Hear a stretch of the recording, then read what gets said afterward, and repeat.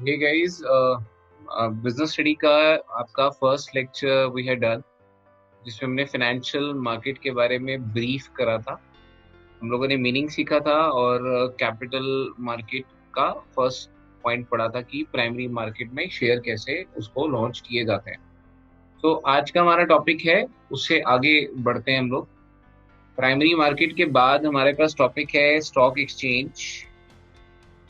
तो stock exchange वो जगह होती है जहाँ पे आप शेयर खरीदते और बेचते हैं, second hand share. Second hand in the sense कि जैसे फर्स्ट टाइम जब शेयर लॉन्च हुए तो लोगों ने उसको खरीदा। अब उसके बाद लोग उसमें दोबारा, जिनको नहीं मिल पाए होंगे शेयर, वो दोबारा से ट्राई करेंगे कि इस कंपनी के अंदर हम इन्वेस्ट करना चाहते हैं। तो कुछ लोगों ने जो खरीदे होंगे वो बेचना चाहते होंगे कि हम इधर से निकलना चाहते हैं, प्रॉफिट हो गया है। तो स्टॉक एक्सचेंज एक प्लेटफॉर्म है जहाँ पे कंपनियों के स्टॉक्स में ट्रेडिंग होती है। खरीदते हैं, बेचते हैं, और उसमें जो स्पेकुलेशन होता है, जो उतार चढ़ाव होता है, उसमें they could get a money. तो स्टॉक एक्सचेंज अपने आप में एक बहुत ही डेप्थ ऑफ नॉलेज लेकर आती है, बट ट्वेल्थ की बिजनेस स्टडी में एक ब्रीफ व्यू है आप लोगों की नॉलेज और समझ के लिए। तो स्टॉक एक्सचेंज के फंक्शंस क्या हैं हमारे पास ऑन स्क्रीन है कुछ। हम्म ये मार्केट में लिक्विडिटी देती है। लिक्विडिटी इन द सेंस होता है कि आप कभी भी अपने शेयर बेच सकते हैं। मतलब जो वर्किंग डेज चल रहा है, जैसे मंडे टू फ्राइडे का दिन होता है, 9:15 से लेके 3:30 तक का टाइम होता है। उस दौरान you can sold out your shares, and if you want to invest your money you can. तो दैट ये मार्केट आपको लिक्विडिटी भी देती है और इन्वेस्टमेंट के दोनों रास्ते खुले हुए होते हैं।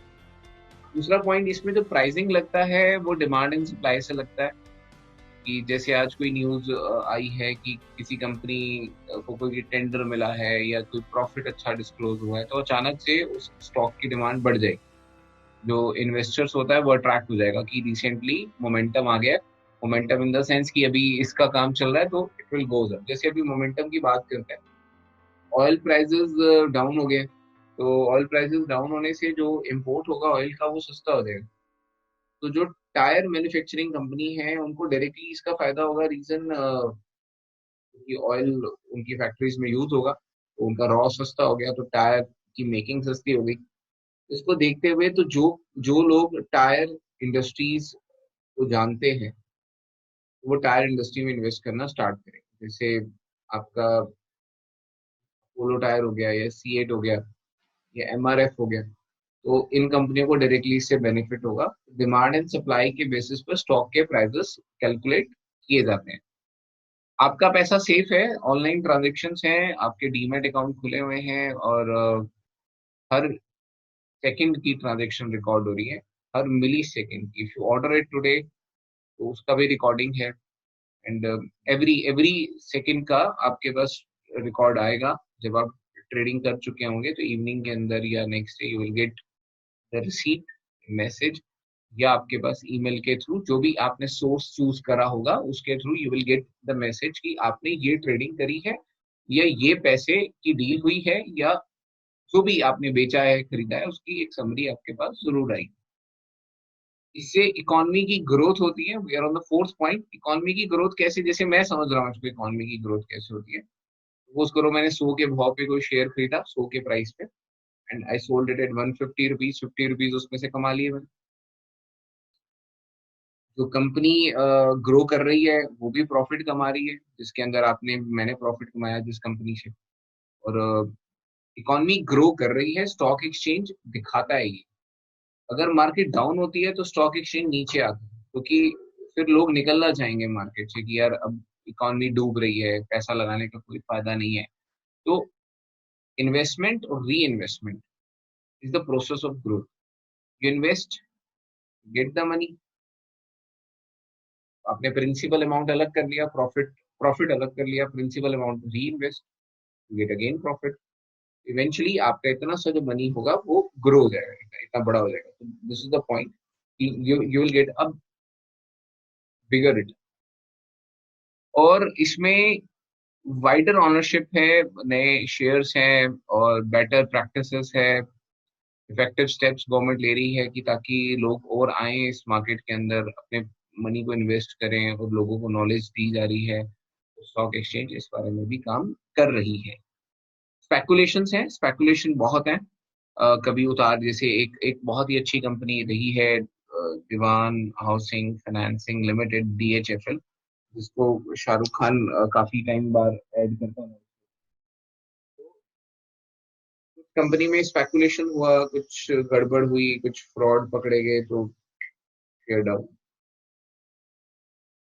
ऐसा नहीं है कि कंपनी खत्म हो गई है, कंपनी फिर स्टार्ट होगी, फिर रन करेगी, बट फिलहाल के लिए इन्वेस्टर्स का मूड उस कंपनी से हट गया है। तो फिर भी स्टॉक पे ट्रेडिंग होती है, स्पेकुलेशन होता है, नीचे के भाव पे, नीचे के रेट पे उठाया जाता है, महंगे रेट पर बेचा जाता है। तो this is the kind of speculation, you could earn the money with the help of speculation.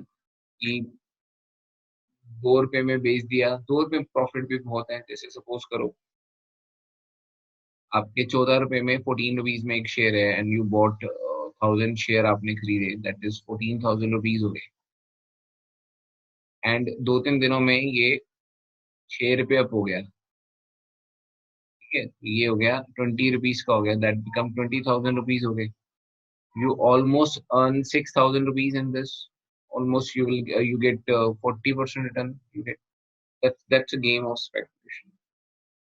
Next है, अब ट्रेडिंग होती कैसे है, मतलब हाउ, मतलब एक एज अ लेमैन उस मार्केट में कैसे जाएगा, कैसे ट्रेड करेगा, क्या उसमें ट्रेडिंग स्टेप्स होंगे जो उसको फॉलो करने पड़ेंगे। तो this is a very important question जो 12th के बेसिस पे आता है। सबसे पहले तो आपको अपना डीमैट अकाउंट खुलवाना पड़ेगा। डी मटीरियलाइजेशन इसे कहते हैं। तो मतलब कोई पेपर फॉर्म नहीं है। तो विदाउट पेपर फॉर्म आपका अकाउंट खुलेगा। जैसे आप बैंक में पैसे जोड़ते हैं, उसी तरह आपके शेयर्स इस अकाउंट में पड़े रहेंगे। इसके लिए आपका पैन कार्ड चाहिए, आधार कार्ड चाहिए, डेट ऑफ बर्थ चाहिए, बेसिक चीजें जो आपको अकाउंट खुलवाने के लिए चाहिए होती हैं, ठीक है। तो ब्रोकर का नाम जिसके थ्रू आप account खुलवा रहे हैं, तो demat account will be open. Demat account खुलवाने के बाद आपका डीमैट अकाउंट जब खुल जाएगा, you will get the notification कि आपका डीमैट अकाउंट ओपन हो गया है। दैट्स अ सेकंड पॉइंट जो आप देख सकते हैं ऑन स्क्रीन पे।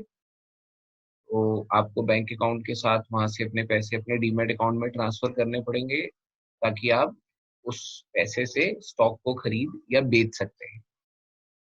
फिर आप आपको एक ऑनलाइन पोर्टल मिलेगा, और ऑनलाइन पोर्टल पे जाके आप जो शेयर आपने खरीदने हैं उसके लिए आप ऑर्डर प्लेस कर सकते हैं। ऑर्डर की दो शर्तें होती हैं, या तो ऑर्डर मार्केट पे जाएगा या लिमिट पे जाएगा। मार्केट का मतलब होता है कि जैसे मान लो एक एक कंपनी की हम बात करते हैं, जैसे यस बैंक की बात करते हैं। मान लो इसका शेयर 28 रुपीज का है, मैं 1000 शेयर खरीदने की बात करता हूँ। तो अगर मैं मार्केट पे क्लिक करता हूँ, इस बटन पे क्लिक करता हूँ, तो जो रेट चल रहा होता है उसी पे स्टॉक मिल जाएगा मेरे को। और अगर मैं लिमिट लगाता हूँ, लिमिट मतलब कि मेरे को लगता है इससे शेयर नीचे आएगा, मैंने 26 का बटन लगा दिया कि मैं 26 के भाव पे शेयर लेना चाहता हूँ, तो वो लिमिट लग गई। तो 26 का भाव आएगा, मतलब 26 का रेट आएगा, अगर पर उसी दिन आ जाता है, तो वो स्टॉक एग्जीक्यूट हो जाएगा। अदरवाइज वो ऑर्डर पेंडिंग में पड़ा रहेगा। पेंडिंग मतलब कि अभी आपकी रिक्वेस्ट फॉरवर्ड नहीं हुई है। और अगर हो गया, तो आपका आपकी स्क्रीन पर एग्जीक्यूटेड का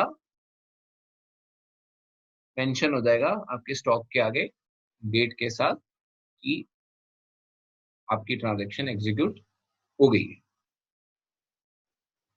नेक्स्ट है, ब्रोकर आपके साथ ऑनलाइन चला गया, ट्रांजैक्शन हो गई, शेयर की सेल परचेज हो गई, आपके अकाउंट से पैसे कट गए हैं, and the same day you will get a contract note. Main important document, contract note, the document in which लिखा होगा कि आज आपने ये शेयर खरीदे हैं या ये बेचे हैं, ये डील हुई है, ये पैसे हैं, ये सेटलमेंट है, ये मार्जिन है, ये ब्रोकरेज है, ये टैक्स है, जो भी उसमें डिटेलिंग होगी वो कॉन्ट्रैक्ट में लिखी। फिर बात आती है सेटलमेंट की। सेटलमेंट होती है T+2 साइकिल के अंदर। T मतलब द डे ऑफ ट्रांजेक्शन, और दो दो दिन आपके और ऊपर लगेंगे, तो T+2 ट्रांजेक्शन का डे। और जैसे मंडे को अगर मैंने शेयर बेचे हैं, I am expecting the money should be come on Monday. नहीं, मंडे नहीं आएगी, ट्यूजडे में नहीं आएगी, वेडनेसडे तक प्रोसेस हो जाएगा, थर्सडे आपके अकाउंट में श्योरली अमाउंट क्रेडिट हो चुका होगा, नो वरी फॉर दैट। तो this is the procedure. First आपको अकाउंट खुलवाना है, डीमैट बैंक अकाउंट।